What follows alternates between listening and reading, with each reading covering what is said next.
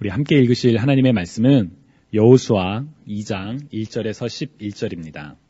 눈의 아들 여호수아가 시딤에서 두 사람을 정탐꾼으로 보내며 이르되 가서 그 땅과 여리고를 엿보라 하매 그들이 가서 라합이라 하는 기생의 집에 들어가 거기서 유숙하더니 어떤 사람이 여리고 왕에게 말하여 이르되 보소서 이 밤에 이스라엘 자손 중에 몇 사람이 이 땅을 정탐하러 이리로 들어왔나이다. 여리고 왕이 라합에게 사람을 보내어 이르되 내게로 와서 내 집에 들어간 그 사람들을 끌어내라. 그들은 이 온 땅을 정탐하러 왔느니라. 그 여인이 그 두 사람을 이미 숨긴지라. 이르되 과연 그 사람들이 내게 왔었으나 그들이 어디에서 왔는지 나는 알지 못하였고 그 사람들이 어두워 성문을 닫을 때쯤 되어 나갔으니 어디로 갔는지 내가 알지 못하나 급히 따라가라. 그리하면 그들을 따라잡으리라 하였으나 그가 이미 그들을 이끌고 지붕에 올라가서 그 지붕에 버려놓은 3대에 숨겼더라. 그 사람들은 요단 나루터까지 그들을 쫓아갔고 그들을 뒤쫓는 자들이 나가자 곧 성문을 닫았더라. 또 그들이 눕기 전에 라합이 지붕에 올라가서 그들에게 이르러 말하되 여호와께서 이 땅을 너희에게 주신 줄을 내가 아노라. 우리가 너희를 심히 두려워하고 이 땅 주민들이 다 너희 앞에서 간담이 녹나니 이는 너희가 애굽에서 나올 때 여호와께서 너희 앞에서 홍해 물을 마르게 하신 일과 너희가 요단 저쪽에 있는 아모리 사람의 두 왕 시온과 옥에게 행한 일 곧 그들을 전멸시킨 일을 우리가 들었음이니라. 우리가 듣자 곧 마음이 녹았고 너희로 말미암아 사람이 정신을 잃었나니 너희의 하나님 여호와는 위로는 하늘에서도 아래로는 땅에서도 하나님이시니라. 아멘.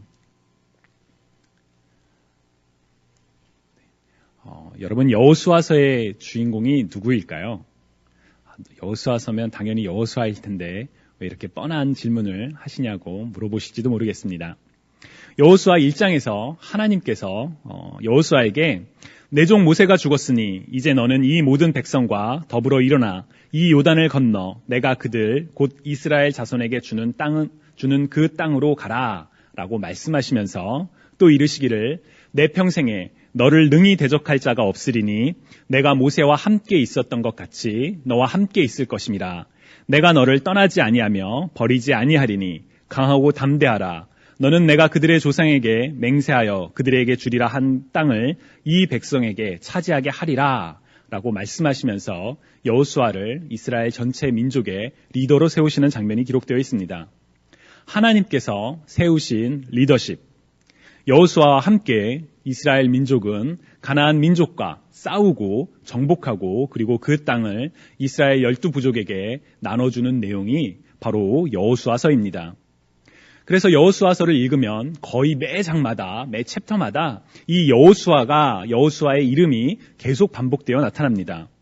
또한 하나님께서 출애굽 과정에서 모세에게 직접 말씀하셨던 것처럼 여호수아서에서는 여호수아에게 직접 말씀하시면서 여호수아가 이를 따라 이스라엘 민족을 이끌었었기 때문에 여호수아서의 주인공은 여호수아라고 우리는 말할 수 있을 것입니다. 그렇지만 적어도 오늘 우리가 읽은 여호수아서 2장은 여호수아보다 다른 한 인물을 주인공으로 주목하고 있습니다. 그 사람은 여리고 성의 거주민이었고 즉 이스라엘 민족이 아닌 이방인이었습니다. 또한 그 사람은 남성 중심의 사회에서 남성이 아닌 여성이었고 보통 여성이 아니라 몸을 파는 매춘부였습니다. 오늘 본문 1절에는 기생이라는 단어로 번역되어 있지만 번역된 원래 히브리어 자나는 사실 몸을 파는 사람, 매춘부 혹은 창녀를 뜻하는 단어입니다. 그녀의 이름은 라합입니다. 여기 모이신 여러분들께서는 라합이라는 이름을 이미 여러 번 들어보셨으리라 생각합니다. 여리고성에서 이스라엘 정탐꾼을 도와주었던 이방 여인일 뿐만 아니라 그녀는 바로 저기 보이는 마태복음 1장에 기록된 예수님의 계보에 등장하는 인물이기 때문입니다. 마태복음 1장 5절을 보면 살몬은 라합에게서 보아스를 낳고 보아스는 룻에게서 오벳을 낳고 오벳은 이새를 낳고 라고 기록되어 있습니다. 마태복음에 기록된 예수님의 계보에는 총 5명의 여인들이 등장하는데 라합은 그 중에서도 이방인이며 그 중에서도 매춘부라는 직업을 가졌던 놀라움을 주는 그런 인물입니다. 저는 처음에는 여호수아서에 기록된 라합과 저기 마태복음에 기록된 라합이 동명이인이 아닐까라는 생각도 해보았습니다.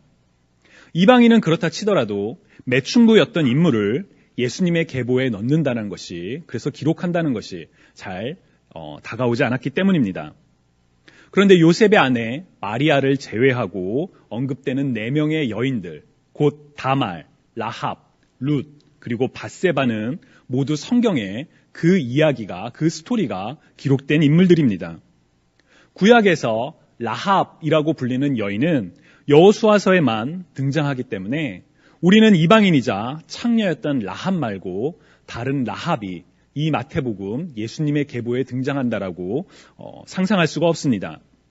또한 히브리서와 야고보서는 이 여리고성의 매춘부였던 라합을 믿음의 모델로서 제시를 합니다.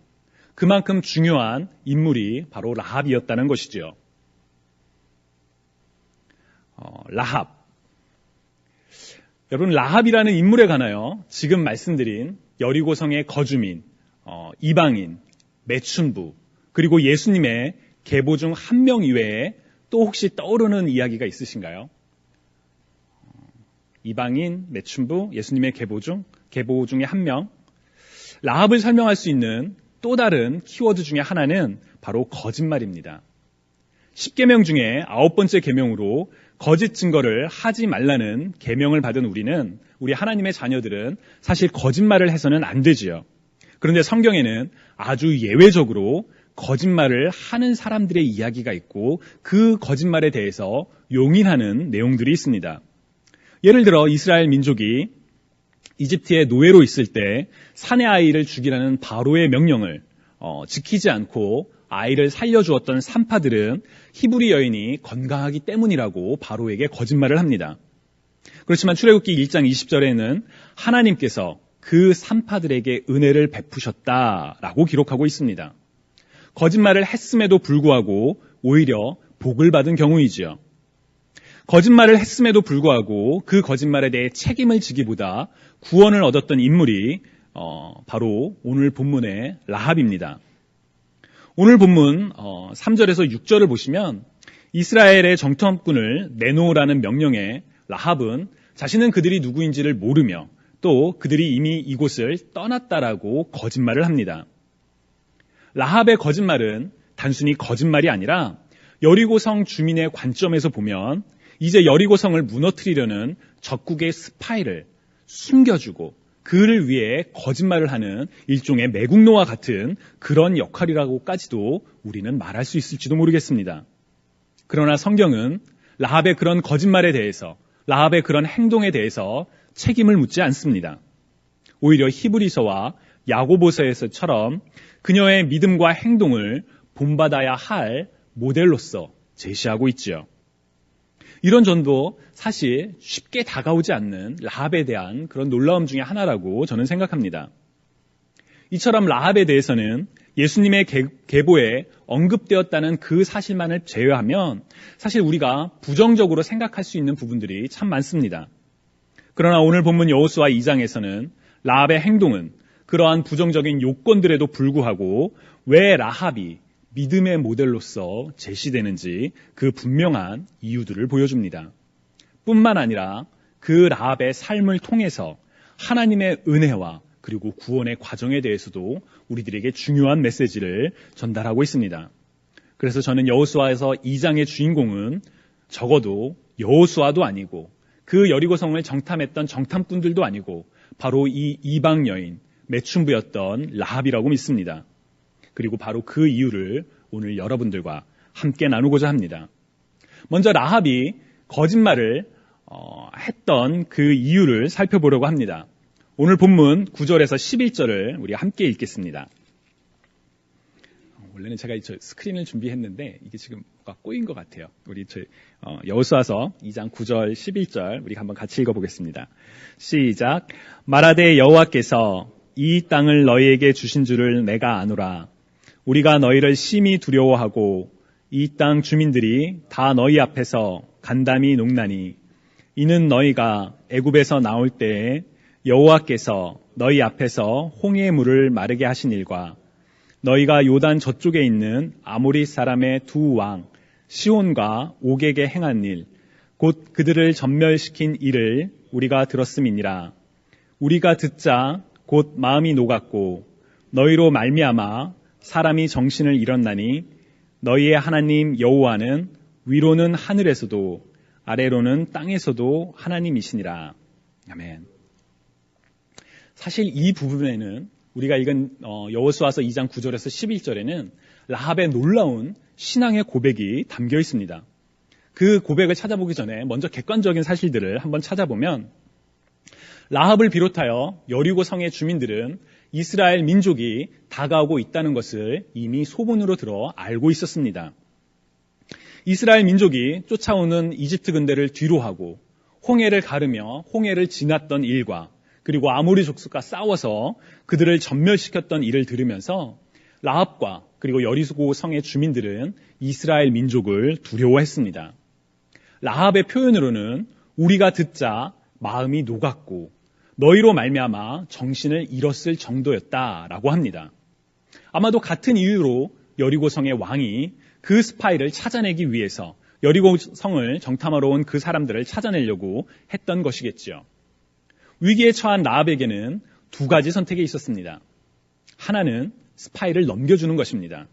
위기에 처한 여리고성을 지키기 위해서, 국가를 위해서 그 스파이가 제 집에 왔습니다. 잡아가십시오. 라고 말하는 옵션이 하나 있고요. 두 번째 옵션은 나라를 배신하고 그 스파이들을 숨겨주고 도와주는 옵션입니다. 라합의 선택은 두 번째였습니다. 왜냐하면 라합에게는 믿음이 있었기 때문입니다. 어떤 믿음이었을까요? 오늘 읽은 우리 본문은 적어도 두 가지 믿음이 라합에게 있었음을 이야기합니다. 라합이 가졌던 첫 번째 믿음은 바로 11절입니다. 너희의 하나님 여호와는 우리는 하늘에서도 아래로는 땅에서도 하나님이시니라 라고 라합은 고백을 합니다.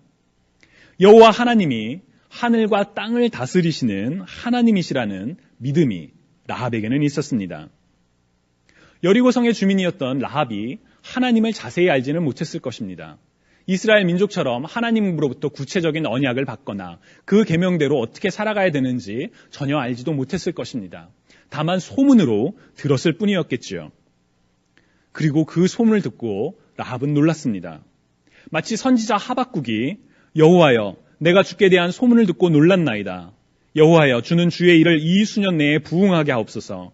이 수년 내에 나타내시옵소서. 진노 중에라도 긍휼을 잊지 마옵소서 라고 기도했던 것처럼 하나님에 대한 소문만으로 하나님을 따르는 이스라엘 민족에 대한 그 소문만으로 라합은 하나님의 하나님 되심을 인정하고 하나님이야말로 하늘과 땅을 다스리시는 하나님이시라고 믿음의 고백을 합니다. 라합의 믿음은 하나님이 누구이신지 하나님이 하나님 되심을 아는 것에 그치지 않습니다. 그녀는 그녀의 삶 속에서 하나님께서 구체적으로 행하실 믿음도 있었습니다. 바로 9절입니다. 9절을 보시면 여호와께서 이 땅을 너희에게 주신 줄을 내가 아노라 라고 이야기를 합니다. 요단강 건너편의 땅, 지금 이스라엘 민족은 요단강 동편에 진을 치고 있고 요단강 서편에 있는 첫 번째 성이 여리고성인데 아직 이 여리고성과 싸움이 시작한 시기가 아니지요. 그렇지만 라합은 하나님에 대한 소문을 듣고 하나님의 하나님 되심을 알고 여호와께서 이 땅을 너희에게 주셨다라고 이야기를 합니다. 이 표현을 히브리어 원문을 보면 미래 시제가 아니라 현재 완료형을 사용합니다. 즉 이미 과거에 일어났던 일이라는 것이죠. 하나님께서 행하실 일에 대해서 앞으로 이 일이 일어날 것입니다가 아니라 이미 일어났습니다. 하나님께서 이 땅을 이미 이스라엘 민족에게 주셨습니다. 라고 라합은 고백하고 있습니다. 여러분 믿음이 무엇인가요? 우리 히브리서 11장을 보면 믿음은 바라는 것들의 실상이요 보이지 않는 것들의 증거라고 이야기를 합니다. 이 표현을 쉬운 성경으로 읽으면 믿음은 우리가 바라는 것들에 대해서 확신하는 것입니다.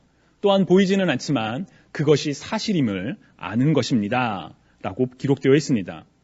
즉 라합은 아직 일어나지 않은 일, 여리고성과의 전투가 아직 일어나지 않았지만 그러나 하나님의 하나님 되심으로 말미암아 반드시 일어날 일에 대한 보이지 않지만 그것을 확신하는 믿음이 있었습니다. 바로 이것이 라합의 믿음이었습니다. 라합은 이 믿음을 가지고 이스라엘 정탐꾼을 숨겨주었습니다. 그리고 바로 이 믿음을 따라 이스라엘 정탐꾼들에게 자신과 그리고 자신의 가족들을 살려달라고 간청을 합니다. 이스라엘 정탐꾼은 라합에게 우리가 그렇게 하겠다라고 이야기를 하지요. 그러면서 한 가지 조건을 내겁니다. 바로 18절에 기록되어 있는데 우리가 이 땅에 들어올 때에 우리를 달아 내린 창문에 이 붉은 줄을 매고 내 부모와 형제와 내 아버지의 가족을 다 내 집에 모으라 라고 이야기를 합니다. 붉은 줄을 다는 것, 저는 굉장히 중요한 의미가 있는 행동이라고 믿습니다. 비록 라합에게는 믿음이 있었고 라합은 믿음을 따라 이스라엘 정탐꾼을 숨겨주고 도와주었지만 마지막에 이 붉은 줄을 매는 결단을 실천하지 않았더라면 라합은 여리고성이 무너질 때 구원을 얻지는 못했을 것입니다. 이 붉은 줄을 매다는 행동은 마치 이스라엘 민족이 첫 유월절에 문틀에 발랐던 어린 양의 피와 유사한 면이 있습니다. 여러분, 어린 양의 피가 어떤 귀신을 쫓는 특별한 능력이 있어서 이스라엘 민족이 이 마지막 재앙 때 살아남은 것이 아닙니다. 어린 양의 피를 문틀에 바르면 죽음이 피해갈 것이라는 하나님의 말씀을 믿고 순종했기 때문에 죽음을 피할 수 있었던 것입니다. 라합이 매달았던 붉은 줄도 어떤 특별한 능력이 있었던 것이 아니라 그 약속을 믿고 따랐었기 때문에 그 집에 모여있던 라합과 그리고 라합의 그 가족들이 죽지 않고 구원을 얻을 수가 있었던 것입니다. 주님이 사랑하시는 여러분, 라합이 붉은 줄을 매달았던 것처럼 우리의 믿음에는 결단이 필요합니다. 알고 믿는 것에 머무르는 것이 아니라 바로 그 믿음에 따라 행동이 필요합니다. 바로 그 과정을 보여주는 내용이 히브리서와 그리고 야고보서에 기록되어 있습니다. 먼저 히브리서 11장 31절을 보시면 믿음으로 기생 라합은 정탐꾼을 평안히 영접하였으므로 순종하지 아니한 자와 함께 멸망하지 아니하였도다 라고 기록하고 있습니다. 우리가 앞서 살펴봤던 믿음, 곧 하나님의 하나님 되심과 하나님께서 일하심을 분명하게 믿었던 그 믿음으로 라합이 정탐꾼들을 숨겨주고 도와주었다는 사실, 그래서 멸망하지 않고 구원을 얻었다라고 히브리서는 기록하고 있습니다. 그리고 야고보서 2장 25절을 보시면 또 이와 같이 기생 라합이 사자들을 접대하여 다른 길로 나가게 할 때에 행함으로 의롭다 하심을 받은 것이 아니냐라고 기록되어 있습니다. 사실 야고보서 2장 25절만 보면 우리를 좀 헷갈리게 만듭니다. 믿음으로 구원을 얻는 것이 아니라 행함으로 의롭담을 얻는다고 하네요. 행함이 중요한 것이군요. 라고 우리는 오해할 수도 있습니다. 실제로 야고보서에서는 행함 혹은 실천을 많이 강조하기 때문에 행함과 실천이 마치 믿음보다 더 중요하게 느껴지기도 합니다.